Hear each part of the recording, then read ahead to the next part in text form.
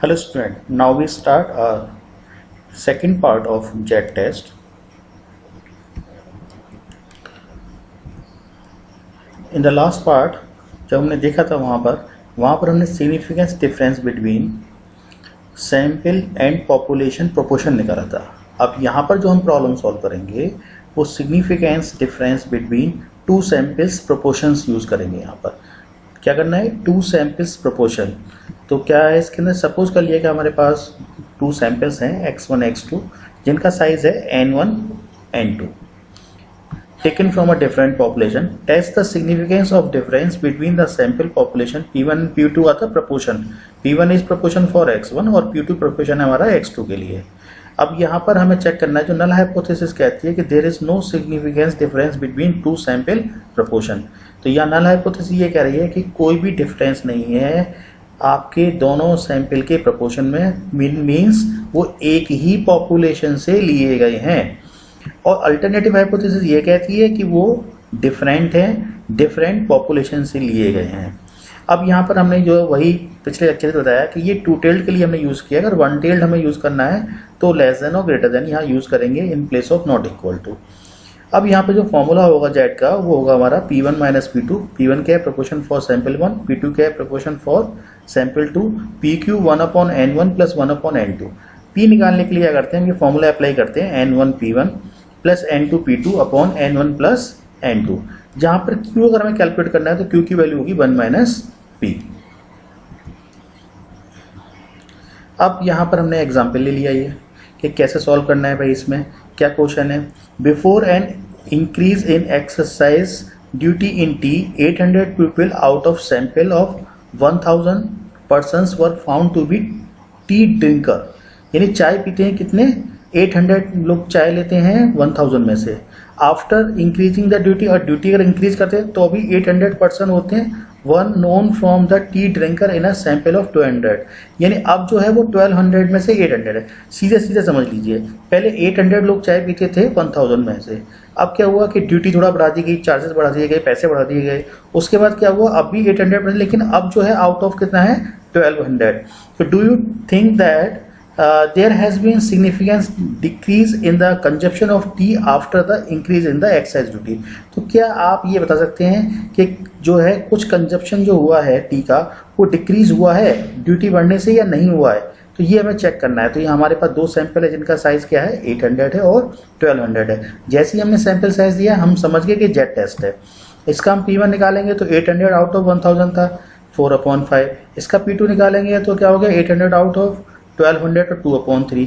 साथ साथ जो है इसमें हम आप इसका P निकालेंगे। यहाँ पर फॉर्मूला जो हमने बताया था इसको P1 n1 plus P2 n2 upon n1 plus n2।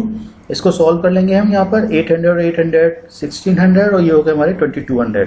ये हमारा आ गया 8/11। अब यहाँ पर Q भी निकालेंगे। Q का फॉर्मूला क्या होता है 1 माइनस P। तो 1 minus 8/11 equal to 3/11।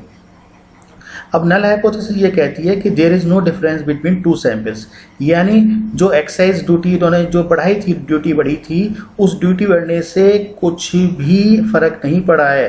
Excise duty जो थी हमारी, एक्साइज ड्यूटी बढ़ने से कोई फर्क नहीं। और अल्टरनेटिव क्या कहती है कि नहीं, कि जो कंजप्शन है वो कम हो गया है। तो देखिए यहाँ पर राइट टेल्ड प्रॉब्लम है, ये राइट टेल टेस्ट हो गया। ये यहाँ पर जो है ये आपका वन टेल्ड वाले फॉर्मूले लगेंगे यहाँ पर, ये हमें ध्यान रखना होगा यहाँ पर इसका। अब यहाँ पर हम फॉर्मूला लगा देते हैं, Z equal to P1 minus P2 upon PQ, P1 upon N1 plus P1 upon N2। अब यहाँ पे वैल्यू पुट कर दिए। P1 की वैल्यू क्या थी निकाल लीजिए यहाँ से। P1 की वैल्यू 800 अपॉन 1000 हो गई, 0.8 हो गई। P2 की वैल्यू क्या है हमारी 800 अपॉन 1200 हो गई, ये निकल कर आ गई। P की वैल्यू क्या निकल के आई थी 8/11। Q की वैल्यू क्या है 3/11। 1/n1 हो गया 1/1000 प्लस 1/1200। जब इसको सॉल्व करेंगे तो ये आया 6.842। अब 6.842 हमारी कैलकुलेटेड वैल्यू आई। और टेबल वैल्यू वन टेल्ड पर अगर हम बात करें तो अगर 1% की तो 2.33 है। अगर हम इसे 2.33 से भी कंपेयर करते हैं तो कैलकुलेटेड वैल्यू बहुत ज़्यादा है और टेबल की वैल्यू क्या है हमारी कम है। तो जब कैलकुलेटेड वैल्यू ज़्यादा होती है और टेबल की वैल्यू कम होती है तो आंसर होता है सिग्निफिकेंस। सिग्निफिकेंस में क्या होता है, हम जो एक्सेप्ट करते हैं H1 को। H1 क्या कह रहा है कि P1 is greater than P2, यानी आपका जो है कंजप्शन जो है कम हो गया, यानी जो पहले कंजप्शन था वो तो जो है ड्यूटी बढ़ने से, एक्साइज ड्यूटी बढ़ने से क्या हो गया, वो कंजप्शन क्या हो गया, कम हो गया। तो इस क्वेश्चन में हमसे ये पूछा गया था कि क्या ड्यूटी बढ़ाने से जो है कंजप्शन कम हुआ या नहीं हुआ। तो यस, ड्यूटी बढ़ाने से हमारा कंजप्शन कम हो गया, क्योंकि यहाँ पर हम H1 को एक्सेप्ट कर रहे हैं। अब हमने एक दूसरा एग्जाम्पल ले लिया। अ machine produce 16 defective article in a batch of 500। देखिए 500 N1 हो गया आपका। आफ्टर ओवरऑलिंग, चलिए ओवरऑलिंग कर दी, it produce 3 defective in a batch of 100। N2 कितना हो गया, 100 हो गया। अब कितने, 3 डिफेक्टिव। अब बताइए मशीन इंप्रूव हुई या नहीं हुई। तो इसमें हमारा H1 क्या होगा, हमारा जो है P1 is greater than P2, right tailed हो जाएगा ये भी। यानी पहले डिफेक्टिव ज़्यादा आ रहे थे तो हो सकता है कि बाद में डिफेक्टिव कम हो अगर वो मशीन ठीक हो गई है तो और H0 हमारा ये कहेगा कि there is no difference between two sample. जैसे पहला सैंपल था वैसे ही बाद का सैंपल होगा, मशीन इंप्रूव नहीं हुई है। चेक कर लेते हैं। तो इस केस में हमने P1 निकाला तो 16 आउट ऑफ 500, जहाँ पर N1 हमारा 500 हो गया। फिर हमने P2 निकाला 3/100 और यहाँ पर N2 हो गया 100। अब यहाँ पर हमने कैपिटल P निकाला फॉर्मूले के लिए। तो कैपिटल P कैसे निकालेंगे, P1 N1 plus P2 N2 upon N1 plus N2। एक तरीका और है, टोटल डिफेक्टिव को ऐड कर लो और टोटल सैंपल साइज ऐड कर लो, वही निकल कर आता है। तो 16 और प्लस 3 हो गया 19 हो गया, और 500 प्लस 100 कितना हो गया, 600 हो गया। इसको सॉल्व करेंगे तो ये अप्रोक्सीमेट आ गया 0.032। अब हमारा Q क्या होगा, Q के लिए क्या करेंगे, इसमें 1 में से माइनस कर लीजिए। तो 1 में से जब हम माइनस करेंगे 0.032 तो वो निकल के आएगा 0.968। अब क्या करना है, इसमें आप फॉर्मूला लगा दीजिए। आप P1 minus P2 upon √PQ 1/N1 plus 1/N2। इसमें हमने P1 की वैल्यू पुट कर दी 0.032, P2 की वैल्यू 0.03, P और ये capital P capital Q 1/500 plus 100। Solve किया, यह है 0.104। तो अगर इसको हम 5% पे चेक करते हैं, बाई डिफॉल्ट से 5% ही होता है, थोड़ा ज़्यादा वैल्यू तो हम थोड़ा 1% या मोस्ट प्रोबेबली ले लेते हैं। अब क्या यहाँ पे हम 5% पे चेक कर रहे हैं वन टेल्ड के लिए, तो वो है 1.645। तो आप देख रहे हैं कि 1.645 से आपकी जो कैलकुलेटेड वैल्यू है बहुत कम आ रही है, ठीक है। कैलकुलेटेड वैल्यू कम है और टेबल वाली वैल्यू ज़्यादा है, तो आंसर क्या हो गया, इनसिग्निफिकेंट। यानी किसको सेट कर लिया आपने, H0 को सेट कर लिया। और H0 क्या कह रहा है कि there is no difference between sample 1 and sample 2। तो इसका साफ साफ मतलब हो गया कि ओवरहॉलिंग का कोई भी हमें फ़ायदा नहीं हुआ, यानी मशीन हमारी इंप्रूव नहीं हुई। अब चलते हैं थर्ड एग्जाम्पल पर। थर्ड एग्जाम्पल कहती है, in a too large population there are 30% and 25% respectively of fair haired people.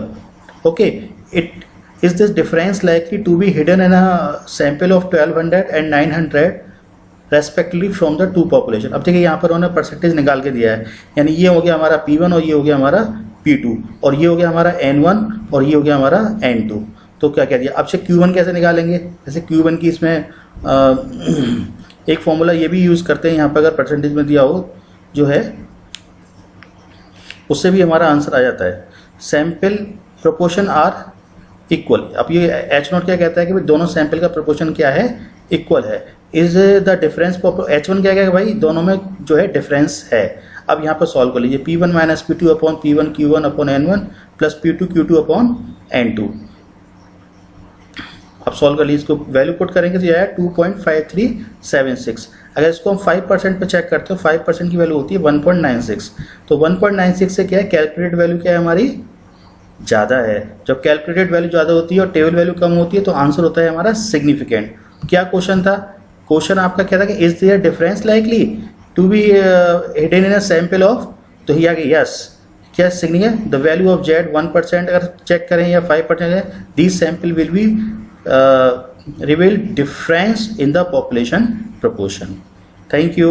Next video में हम जेट टेस्ट का नेक्स्ट क्वेश्चंस करेंगे और क्वेश्चंस करेंगे। और वहाँ पर अभी हमने करा था क्या कि यहाँ पर जेट टेस्ट था significance difference between two samples, और जो नेक्स्ट हमारा जो है वीडियो होगी वहाँ करेंगे हम significance difference between sample and population mean. Thank you.